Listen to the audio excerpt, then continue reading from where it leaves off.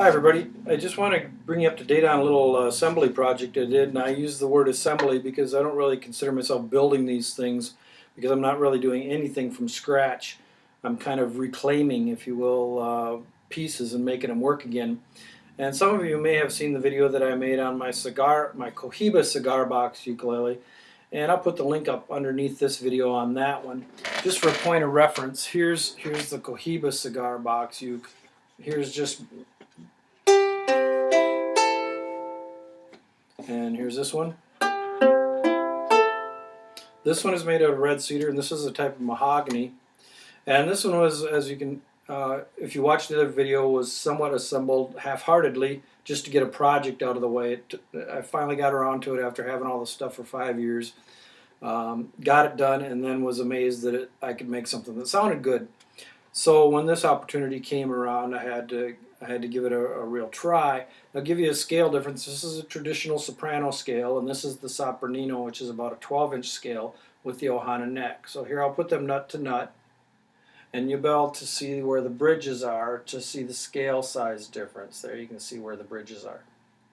I'll set this one to the side, and I'll give you just a real brief description.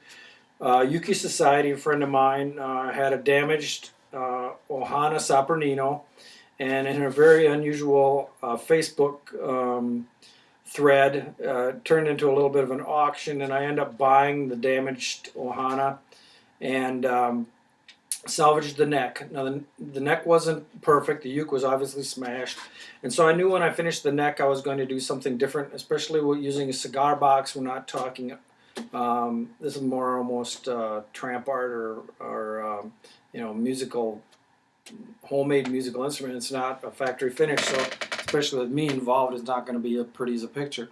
So what I wanted to do is actually run with that, and so I kind of scraped the neck, sanded parts of it, and kind of gave it some distress, and then I put in a coat of stain, and then clear coated it. Once I had it assembled, I clear coated it.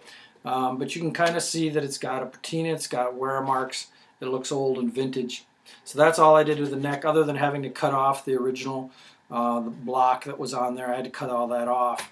And I'll put the pictures up after this video at the end so you can kind of see what I did. But here's the explanation. So it took a couple tries to find the size box I wanted. The first one I bought was too big, so I had to go rehunt. To find a good box like this, they're not necessarily cheap. They're about $20 a box. That's what I paid for my Cohiba. But the nice part is because it's so well constructed, you don't have to mess around with it much. I drew a line how thin I wanted it, the bottom of the box to be for the top of the ukulele. Took my belt sander to it, cleaned it down pretty quickly, took my orbital sander to it. But before I even did that, I drilled the holes where I wanted them. Now you can see the gal peeking in there from the inside label. That's what made me want to have this hole off center. This hole was strictly an aesthetic thing for me because I needed some visual balance, and I think it works pretty well to be able to have them both slightly off to match the player. So anyways, once I had the neck cleaned up, the top was cleaned down to where I wanted it. Step by step I started to assemble it. Now some people have asked, what have I used to hold the neck on? It's strictly tight bond glue, and you can find it easily. It's a carpenter's glue. That's all I used on my other one. It's tight bond glue, as you can tell on the inside. Get it tilted there. You can see there's no bolt, there's no screw, there's nothing, just tight bond glue. And I took my time getting the neck squared away so that it laid this way properly and this way properly, which I did not do in my Cohiba box.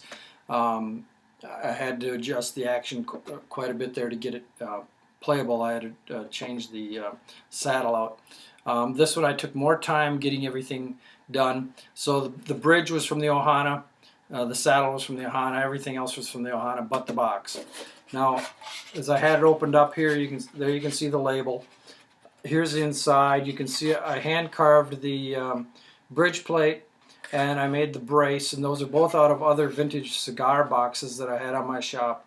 I could have used the Ohana one, but they were both very big, and I kind of wanted to go with the theme still of homemade, and I'm glad I did because it still gives that feel to it.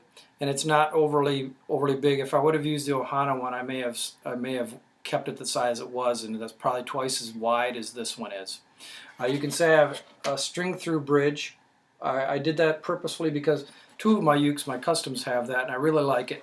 And I was a little nervous about blowing the bridge off of this when I glued it, just because I'm not a carpenter. Again, that's strict, just tight bond glue. That's all I've used. So there we got it closed up. And this here's a sound sample. This isn't just tuned up standard.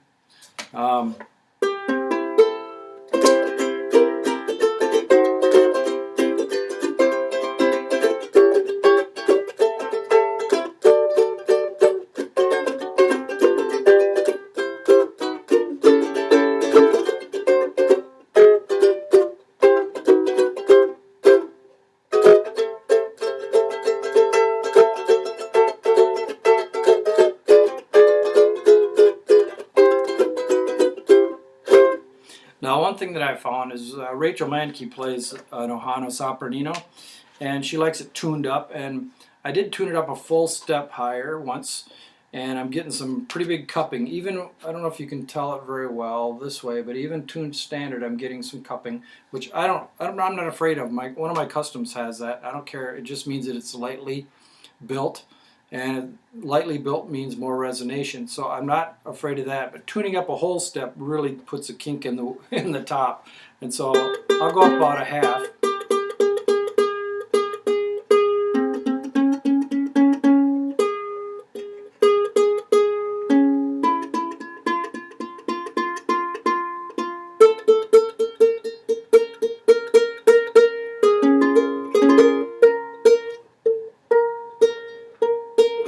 Pretty close. The cupping hasn't changed much, but here it is. It sounds a little happier tuned up.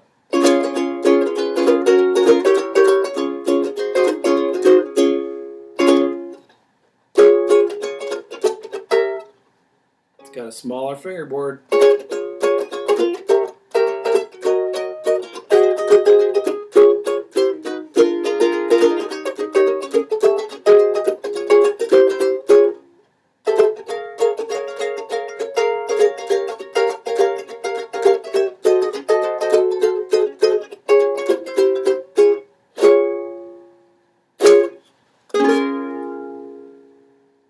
Fun little uke. Now we'll be on to building a case. This is the case that I had made for my other cigar box uke, made out of coffee bags. My wife helped me out a little bit with that one. And so we'll be on to build a case for this one. Long story short, don't be afraid of trying it. Like I said, I didn't build the neck. I didn't cut the frets. I basically got things lined up, put in the proper position. Trickiest thing you do here is get the bridge placement, you know, that double and a smidge as I call it, and give it a try. If you're looking for necks, there's some on eBay. I even see sometimes Lanakai will have necks on there that might be on a uke that was damaged in shipment, so some uke companies will sell them because the uke was mashed and it comes like the complete fretboard, fingerboard, and everything. And that's not a bad way to get into it. And yes, they do have tenor necks, although there I think you'd definitely want to screw something in there to hold it all together because your tension would be a lot stronger. But there we go. Or as you see her in there.